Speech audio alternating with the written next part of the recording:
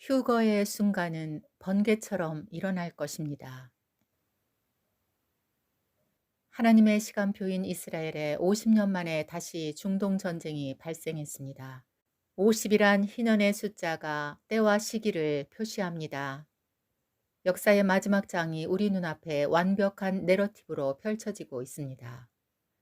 때와 시기에 대해서는 더 쓸 것이 없는 것은 주님의 날이 밤에 도둑같이 온다는 것을 잘 알고 있기 때문이다.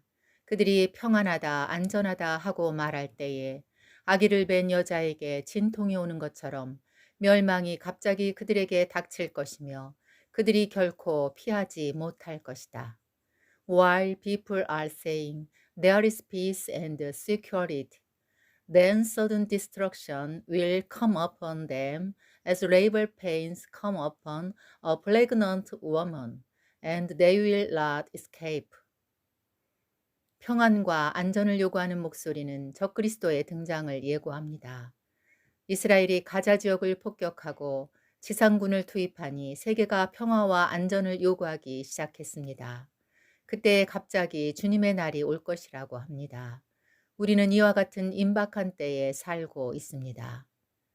번개가 동편에서 나서 서편까지 번쩍임같이 인자의 임함도 그러하리라. 주님의 날은 갑자기 일어날 것입니다. 그것은 눈 깜짝할 사이에 일어날 것입니다. 번개가 얼마나 순식간에 일어납니까? 번개는 빛의 속도이고 천둥은 소리이므로 번개가 친 후에 천둥의 소리를 듣고 거리를 측정하기도 합니다.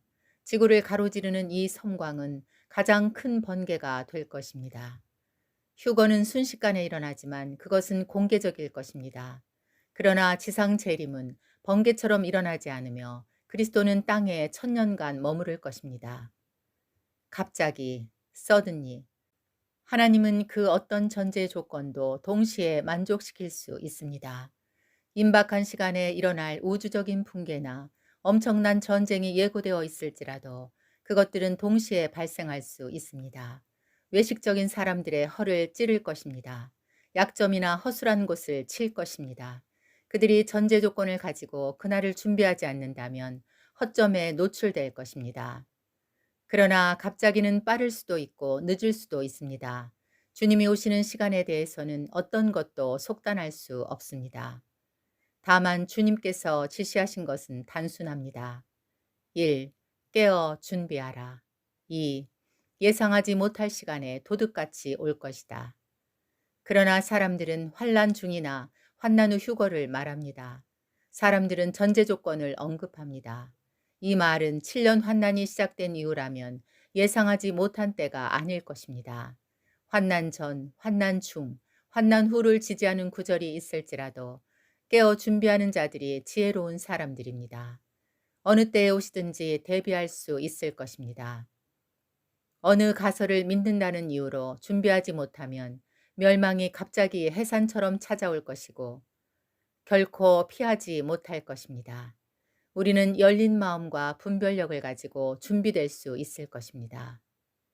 환난 후는 멸망이 종료된 때라서 멸망이 따라오지 않을 것입니다.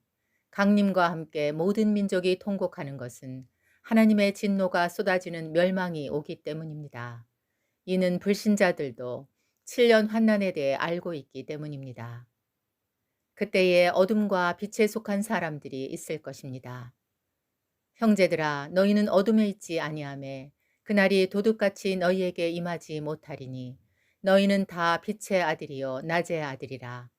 우리가 밤이나 어둠에 속하지 아니하나니 그러므로 우리는 다른 이들과 같이 자지 말고 오직 깨어 정신을 차릴지라. 빛에 속한 자들은 거룩하여서 흠이 없는 자들입니다. 주께서 강림하실 때에 흠이 없는 자들이 이끌려 올라갈 것이라고 합니다. 주 예수께서 그의 모든 성도와 함께 강림하실 때에 하나님 우리 아버지 앞에서 거룩함에 흠이 없게 하시기를 원하노라. 그의 아들이 하늘로부터 강림하실 것을 너희가 어떻게 기다리는지를 말하니 이는 장래의 노하심에서 우리를 건지시는 예수시니라. 평강의 하나님이 친히 너희를 온전히 거룩하게 하시고 또 너희의 온 영과 혼과 몸이 우리 주 예수 그리스도께서 강림하실 때에 흠없게 보존되기를 원하노라. 강림하실 때 필요한 조건은 흠없는 상태입니다. 환난 후에는 짐승의 표를 받지 않으면서 굶어 죽지 않은 생존자들입니다. 그때까지 남은 것 자체가 복이 있습니다. 지금 우리는 흠이 없는 상태를 보존하기 위해 힘쓰고 있습니다. 우리의 발목을 잡는 것이 무엇인지 조사도 하고 영적 상태를 점검합니다. 말씀의 거울에 비춰보면 회개할 거리가 보이고 흰옷에 묻은 얼룩도 발견합니다. 세상사도 그렇고 영적인 진보도 쉬운 일이 없습니다. 기도하는 이유도 말씀에 힘쓰는 이유도 성령의 도움이 필요하기 때문입니다. 아멘.